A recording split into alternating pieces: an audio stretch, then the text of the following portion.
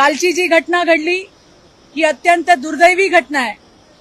महाराष्ट्राच्या इतिहासात असं झालं नव्हतं की एका पार्टीच्या कार्यकर्त्यांनी केंद्रीय मंत्र्याच्या मुलीची आणि तिच्या सोबतच्या मैत्रिणींची त्या ठिकाणी छेड काढल्याचा प्रकार संतापजनक असा त्या ठिकाणी घडलाय।